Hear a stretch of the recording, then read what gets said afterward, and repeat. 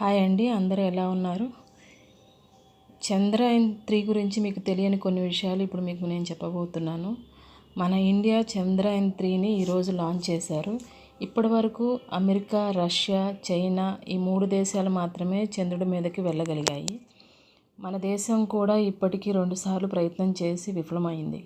కానీ ఇప్పుడు ఈ చంద్రయాన్ 3తో మన దేశం కూడా చంద్రుడి మీదకి వెళ్ళబోతుంది. చంద్రుని మీదకి వెళ్ళే లిస్టులో మన దేశం 4వ స్థానంలో ఉండబోతుంది. ఇక అసలు విషయానికి వస్తే, అసలు ఈ చంద్రయాన్ 3 అంటే ఏంటి? చంద్రయాన్ ప్రాజెక్టు వల్ల ఏం లాభం ఉంది? అసలు ఈ చంద్రయాన్తో మన ఇండియా ఏం చేయబోతుంది అనే కదా మీ డౌటు. అవును, ఇప్పుడు మన ఇండియా భూమి మీద నుండి చంద్రుడి మీదకి ఒక వెహికల్ లాంటిది పంపుతుంది. ఆ వెహికల్ చంద్రుడి మీద ల్యాండ్ అయిన తర్వాత అక్కడ చుట్టూ తిరుగుతూ విజువల్స్ని తీసి భూమికి పంపుతుంది. అదే కాకుండా చంద్రుడి మీద ఉన్న మట్టి ఉంటుంది కదా, దాన్ని కూడా టెస్ట్ చేస్తుంది.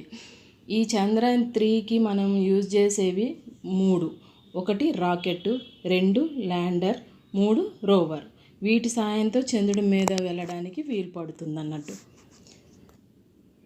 రాకెట్లోని పార్ట్స్ గురించి తెలుసుకుందాం. పార్ట్ 1, 2, 3, 4ని థ్రస్టర్స్ అంటారు. ఈ థ్రస్టర్స్ లోపల ఇంధనం మరియు ఇంజిన్ ఉంటాయి. ఈ 1, 2, 3, 4 థ్రస్టర్స్ సపోర్ట్తోనే రాకెట్ పైకి వెళ్తుంది అన్నట్టు. 5th పార్ట్లో ల్యాండర్ అండ్ రోవర్ ఉంటాయి. ఇవి చాలా ఇంపార్టెంట్ అయిన వస్తువులు. ఇవి మాత్రమే చంద్రుడి మీదకి వెళ్ళే వరకు ఉంటాయి. కానీ 1, 2, 3, 4 మాత్రం దానిలో ఉన్న ఇంధనం అయిపోయి విడిపోతాయి. 5th పార్ట్ మీద ఉన్న క్యాప్స్ కూడా మధ్యలోనే విడిపోతాయి.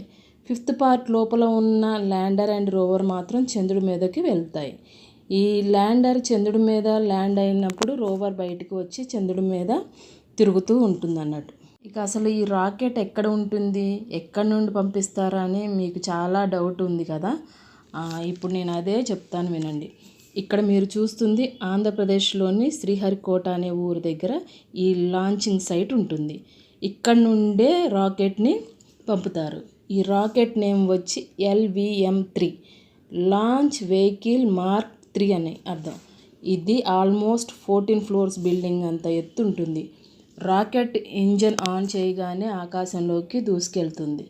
కొద్ది దూరం వెళ్ళగానే 1, 2 థ్రస్టర్స్ రాకెట్లోని ఇంధనం అయిపోయి రాకెట్ నుండి విడిపోతుంది. ఇంకా కొంచెం దూరం వెళ్ళగానే 5th పార్ట్లోని క్యాప్స్ ఓపెన్ అయ్యి అవి కూడా విడిపోతాయి. ఇంకొంచెం దూరం వెళ్ళాక ఇంధనం అయిపోయి పార్ట్ 3 థ్రస్టర్స్ కూడా విడిపోతాయి. మళ్ళీ ఇంకొంచెం దూరం వెళ్ళాక పార్ట్ 4 థ్రస్టర్స్ కూడా విడిపోతుంది. ఇక ల్యాండర్ మాత్రమే మిగిలి ఉంటుంది. ఈ ల్యాండర్ చంద్రుని చుట్టూ తిరుగుతూ చంద్రుని మీద ల్యాండ్ అవుతుంది. ఇప్పుడు ఈ రోకర్లో నుంచి రోవర్ బయటకు వచ్చి చంద్రుని మీద తిరుగుతూ ఫొటోస్ తీస్తుంది. అలాగే చంద్రుని మీద ఉన్న మట్టిని కూడా టెస్ట్ చేస్తుంది. రాకెట్ భూమి నుండి ఆకాశాన్ని చేరడానికి 45 నుంచి 48 రోజులు పడుతుంది. అంటే మనం జూలై 14న స్టార్ట్ అయింది కదా, అయితే మనకి ఆగస్టు 23 కానీ 24 కానీ చంద్రుని మీద ల్యాండ్ అవుతుంది.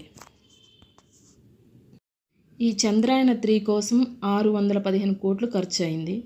అమెరికా, రష్యా, చైనా వాళ్ళు ఉత్తర ధ్రువం దిశగా వెళ్ళారు. కానీ మన ఇండియా మాత్రం ఈసారి మన చంద్రయాన్ని దక్షిణ ధ్రువం దిశగా నిలపనున్నారు. ఆల్రెడీ చంద్రుని మీద మంచుగడ్డలు లాంటి వాటర్ ఉన్నాయని కనిపెట్టారు. ఇప్పుడు అక్కడి ఆవిర్భావం, సార కుటుంబం చరిత్ర తెలుసుకునే అవకాశం ఉంది. ఇంకా అక్కడ జీవజాలం మనుగడను కూడా పరిశోధించవచ్చు. సో మన ఈ చంద్రయాన్ 3 ప్రాజెక్టు సక్సెస్ అవ్వాలి అని మనం అందరం కోరుకుందాం. మీకు కనుక ఈ వీడియో నచ్చితే ప్లీజ్ షేర్ చేయండి, సబ్స్క్రైబ్ చేసుకోవడం మాత్రం మర్చిపోకండి. Thank you so much.